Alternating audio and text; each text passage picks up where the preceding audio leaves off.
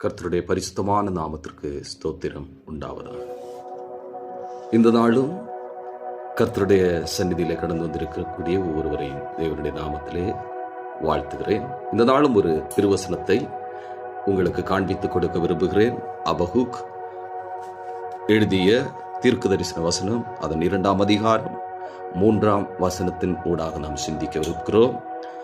குறித்த காலத்துக்கு தரிசனம் இன்னும் வைக்கப்பட்டிருக்கிறது, முடிவிலே அது விளங்கும், அது பொய் சொல்லாது, அது தாமதித்தாலும் அதற்கு காத்திரு.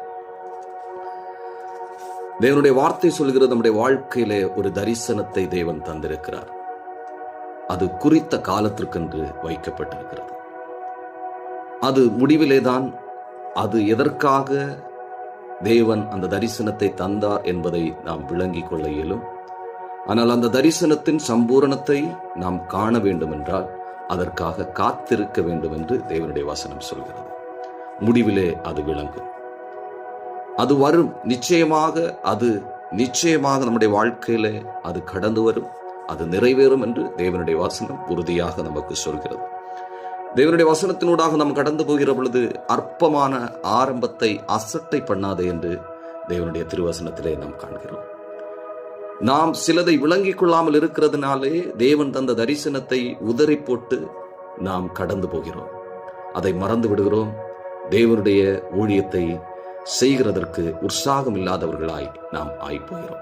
ஆனால் நம்முடைய வாழ்க்கையிலே கடந்த காலத்திலே நடந்த சில பிரச்சனைகள், சில குழப்பமான சூழ்நிலைகள், சில நோய், நம்முடைய சரீரத்திலே கடந்து வந்த அந்த நோய் முகாந்தரமான வேதனைகள், ஆனால் அதிலிருந்து நாம் விடுவிக்கப்பட்ட போது, அந்த கஷ்டத்திலிருந்து நாம் விடுவிக்கப்பட்ட போது, தேவன் நம்மை குணமாக்கின பொழுது அது எதற்காக தேவன் தந்தார் என்பதை நாம் அறிந்து கொள்ள முடிந்தது. ஏனெனில் நம்முடைய தேவன் பொய் சொல்லுகிற தேவன் அல்ல, மனம் மாறுகிறதற்கு அவர் மானிட பிறவியும் அல்ல, அவர் பரிசுத்தரும் நித்தியருமாக இருக்கிறதுனாலே அதற்காக நாம் காத்திருப்போம்.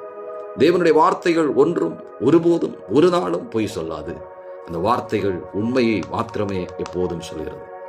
தேவ பிள்ளையுடைய வாழ்க்கையிலே கடந்து வந்திருக்கக்கூடிய ஒவ்வொரு சூழ்நிலையிலும் நாம் நினைக்க வேண்டியது, அதை எதிர்கொள்ள நம்முடைய உள்ளத்திலே நாம் உறுதிப்பட வேண்டியது, தேவன் எனக்காக ஒரு தரிசனத்தை தந்திருக்கிறார். இது ஆரம்பத்திலே நான் அதை விளங்கிக் கொள்ளாமல் இருந்தாலும் அதன் முடிவிலே தேவன் அதை எனக்கு விளங்க செய்வார். அதற்காக நான் காத்திருப்பேன். தேவனுக்காக காத்திருக்கிறவர்கள் ஒருபோதும் வெட்கப்படுவதில்லை. அவர்கள் கழுகுகளைப் போல உயர வானத்திலே பறந்து இறக்கைகளை விரித்து பறப்பார்கள் என்று தேவனுடைய வசனம் சொல்லுகிற பொழுது இந்த வசனத்திலே நம்முடைய மனதை இருத்தி ஹல்லேலூயா நாம் காத்திருப்போம்.